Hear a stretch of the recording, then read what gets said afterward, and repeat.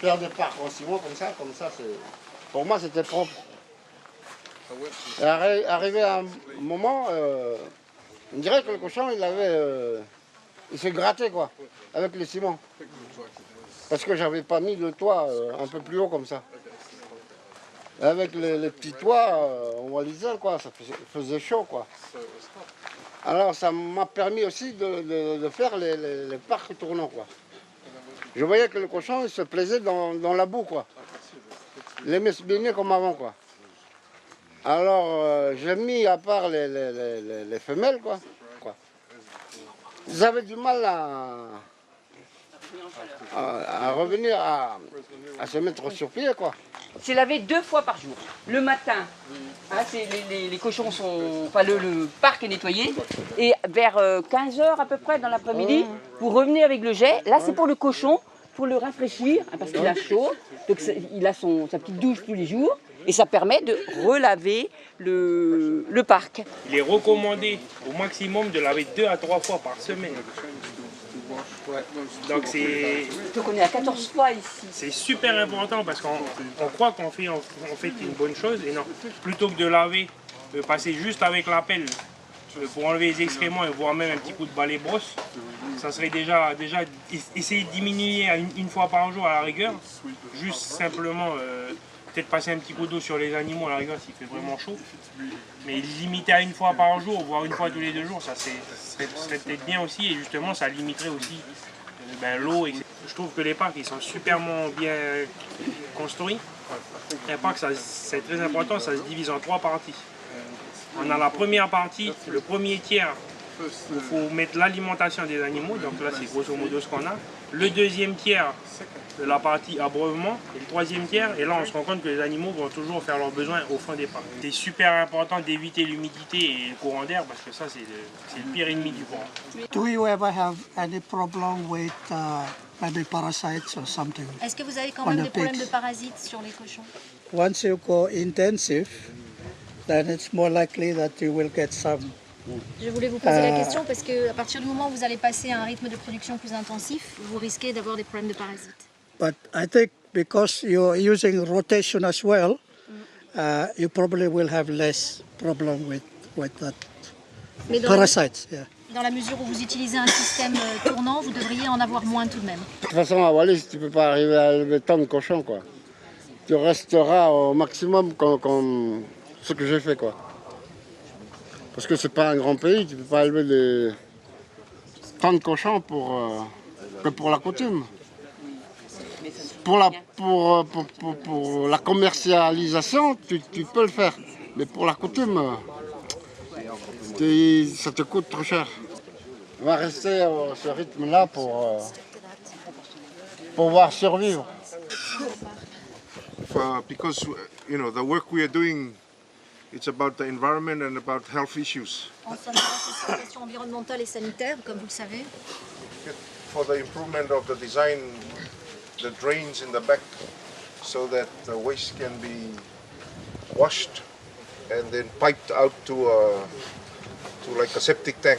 Est-ce que vous avez envisagé de récupérer les effluents à l'arrière des parcs avec un système de drainage qui permettrait de déverser tous les effluents dans une espèce de fosse septique pour des raisons environnementales? Non. Non, j'ai pas voulu faire une fosse. Pourquoi? Parce que là, comme vous voyez, là, on appelle ça le toutou, c'est pour faire le tapas. Et ça fait plus de 10 ans que j'ai planté ça, quoi. Alors, je laisse passer le lisier dessus, quoi. Et quand je vois qu'il y a beaucoup de lisier, je mets mes cochons dans le parc tournant. Et en même temps, je cultive aussi. Je récupère pour cultiver. Avant, j'avais de quoi? Une petite taraudière, là, derrière. Planter le tarot, les capets. Je faisais des petites fosses, quoi, pour faire descendre des petits caniveaux, quoi. J'ai vu que vous avez mis de la litière, pas à côté, c'est pensé ou... Parce que la litière, vous en faites quoi après? Là, je vais mettre ici, là. Je vais garder pour mettre sous les capets, quoi. Est-ce que la production est meilleure quand on est derrière un parc tournant? Ça dépend de la fertilité du terrain. Voilà. Fertilité du terrain, quoi. Si le sol est bon. Si le sol est bon, parce qu'il y a aussi des terrains qui sont bons à cultiver sans les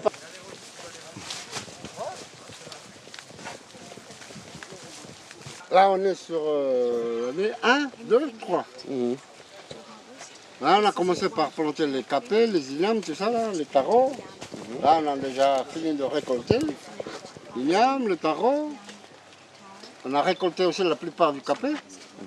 Mais il nous reste un peu, quoi. Là, on a replanté l'igname comme ça, qu'on appelle ici le calédonien. Et là, à côté, en face de vous, c'est la 3e année. C'est le manioc. Ça commence à venir, mais c'est pas encore fini de planter, quoi. Pourquoi le manioc, il arrive en fin de rotation? Parce que chez nous, quand tu plantes le manioc avant, l'année après, tu peux pas planter les ignames, tout ça, parce que ça va pas bien donner, quoi. L'igname, c'est le plus gourmand. Le manioc, il prend tout ce qui reste dans le sol. Et puis vous allez prendre les tarots d'ici pour replanter sur la partie qui est aujourd'hui en parc tournant avec des ignames, c'est ça, hein? Là c'est l'année 2, ça c'est l'année 3. On a aussi une façon de faire chez nous, quoi. C'est tu plantes le taro ici. Il y a aussi la taraudière. Pour mieux avoir pour avoir de beaux tarots, quoi. Tu amènes les rejets de la taraudière pour les planter sur ce côté-ci, quoi. Et tu fais descendre le rejet qui est ici pour planter dans la taraudière. Est-ce que vous arrivez à estimer le prix de revient du cochon sans parler du temps de travail, mais est-ce que vous avez à peu près 30 à 40 000 francs de charge en alimentation, etc. ou pas? Ou plus ou moins? Le sac de granulés, ça part de 2000 à 3000 et quelques.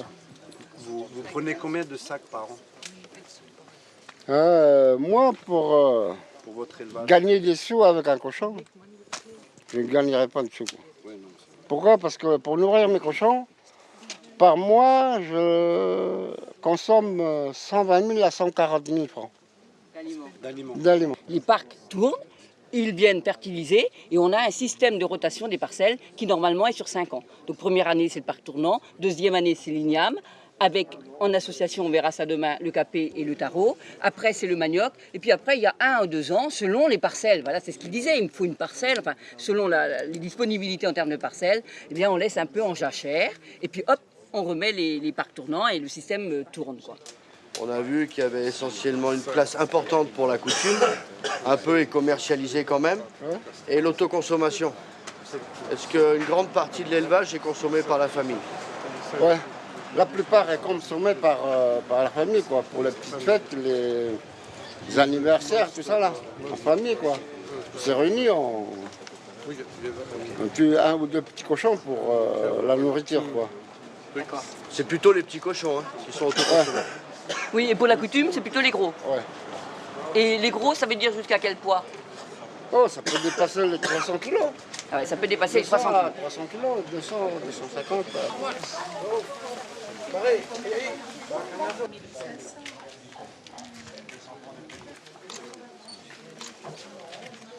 Et quand on l'utilise, la chose à laquelle il faut faire attention, c'est qu'on prend la première couche. On ne va pas creuser, hein, parce qu'après on risque de faire rentrer l'air à l'intérieur, et là plus ça va courir, ça va composter.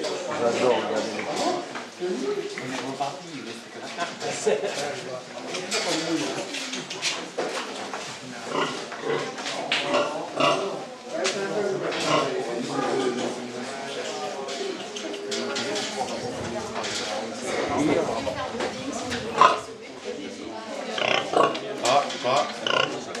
Donc il y avait un Vera Duroc et 4 truies F1, croisées large white Landras. Donc hyper productivité, ça fonctionnait très bien, mais sur la longueur, problème d'adaptation au climat, d'adaptation aux parasites. Et finalement, surtout, on ne répondait pas aux attentes des éleveurs du territoire. La porcherie a été remise en route avec maintenant des animaux de race locale qui ont été sélectionnés sur leur morphologie et les mères pour leur capacité à faire des petits, à être des bonnes mères. Et ça fonctionne pour le moment plutôt bien. Je ne vais pas revenir sur la technicité de l'élevage, je vais appuyer sur la valorisation des effluents. Donc tous les animaux sont sur caillebotis à l'intérieur. Donc tout tombe dans des pré-fosses et tout est collecté justement dans la fosse principale sur laquelle vous êtes. qui fait 20 mètres cubes.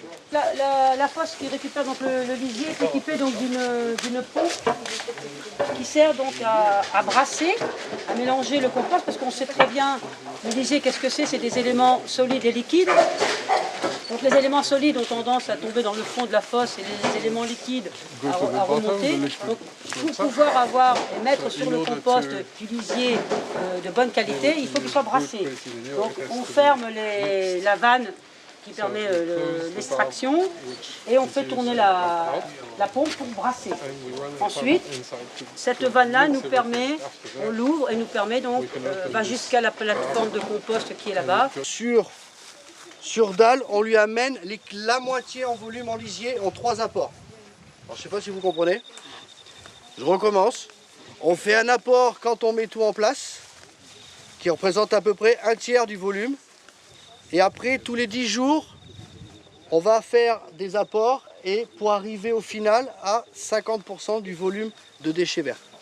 Donc par exemple, s'il y a 20 mètres cubes de déchets verts, on va mettre 10 mètres cubes de lisier, en espérant qu'on en absorbe un maximum. L'excédent suit les rigoles et retourne à la fosse. Alors là-dessus, on broie du bois, on envoie tous les déchets de culture et on laisse travailler 3, 4, 5 mois. Ça fait un compost plutôt grossier et c'est ce qu'on va chercher à enfouir en fumure de fond. Et le bois qu'on va choisir de broyer, on essaye de se tourner vers des essences légumineuses, voire même envahissantes. Donc on va travailler en collaboration avec le service forêt et le service de l'environnement. On va faire des abattages dans Wallis sur notamment le falcata, je crois que les Polynésiens le connaissent. Il est envahissant, donc on y va avec la remorque, on abat, on découpe et puis on vient tout broyer ici et par-dessus on y met tout ce qui traîne. Hein. Des déchets de culture, de l'herbe de tonte, on arrose et on arrive à obtenir quelque chose d'intéressant mais qui reste grossier. J'insiste là-dessus, c'est-à-dire que nous on va l'enfouir systématiquement. Il faudrait qu'on travaille plus finement si on voulait travailler limite en terreau, si on fait un comparatif. Nous ça reste vraiment une fumure de fond qu'on enfouit quand on monte en billon en fait. Alors le système de clôture, c'est une nouveauté, on a pris le risque, on va faire électrifier. Au lieu d'acheter des grillages, beaucoup de fer, parfois coûte assez cher, qui s'usent avec le temps. Donc là on va travailler à peu près sur 2500 mètres carrés. Il y aura une partie pour les truies gestantes. C'est-à-dire qu'une fois qu'elles auront essailli, elles finiront. Gestation plein air. Gestation plein air, merci, elles seront dehors. Et on fera également des essais d'engraissement, mais à un volume très réduit, 1 à 2 cochons, pas plus, pour voir son évolution avec une alimentation, hein, pour finir le cycle, avec une alimentation à base de produits locaux. Donc voir comment il réagit dehors dans ce type de case. Et donc on parle bien de parc tournant, puisque on va mettre en rotation avec des cultures associées. Donc, on connaît le manioc, pourquoi pas autre chose? C'est-à-dire voir si on peut bénéficier de l'action des animaux sur les cultures associées et le mesurer. Voir ce qu'on peut gagner. Est-ce qu'il faudra en plus fertiliser ou non? Est-ce qu'on aura l'équivalent production végétale, alimentation? Tout ça, c'est en cours de recherche. Notre idéal, bien sûr, ce serait d'avoir d'un côté une parcelle qui soit capable de nourrir l'équivalent cochon de l'autre côté. Like in the Solomons, we use Kumara for Kumara garden. All gardens we send the pigs in, and because they can dig up the tubers that are left over, but they also eat the leaves. The leaves are very. Les porcs mangent donc la racine et les feuilles de la patate douce. Donc c'est ce qu'ils utilisent aux îles Salomon. Là, oui. Donc la patate douce, elle est directement avec les animaux. Ils utilisent les animaux à la fin de la rotation, à la fin de la culture, pour assainir, faire vraiment le vide sanitaire, tout enlever les restants de tubercules qui peut rester en terre, pour que ce soit vraiment le plus propre possible. Et quand on fait quand on récolte la patate douce, il reste peut-être à peu près 20% de la récolte qui reste à terre. Ouais. Et le cochon finit de tout bien nettoyer le truc. Et du coup, on a vraiment un vide sanitaire après qui peut bien se faire. L'intérêt au niveau d'Intègre, c'était donc déjà de montrer le type d'élevage, le bâtiment, et donc la nouveauté sur le territoire, donc les parcs tournants. Donc électrifiés, puisque sur le territoire il n'y en a pas. Donc c'était donc pour montrer aux différentes personnes comment on installe des clôtures mobiles, donc des parcs tournants électrifiés. Alors les actions à venir pour l'exploitation, donc sur la partie élevage porcin, c'est d'améliorer un petit peu la partie génétique et de remettre un petit peu de sang frais. Donc on va redévelopper l'insémination artificielle, donc faire venir de la semence de porc de Nouméa, entre autres, donc l'amélioration génétique, et puis donc de tendre vers l'autonomie alimentaire sur le territoire, élever des cochons en les alimentant avec des produits locaux, type manioc, patate douce, voilà, entre autres. Cela rentre dans les objectifs de la mission Intègre, du fait que l'on utilise, on valorise déjà des produits locaux, et surtout donc dans la partie environnementale, donc on va limiter la production d'effluents toxiques type lisier. Voilà, donc ça a un effet aussi sur l'environnement et limiter donc la pollution de l'eau par la fabrication donc et la concentration de lisier.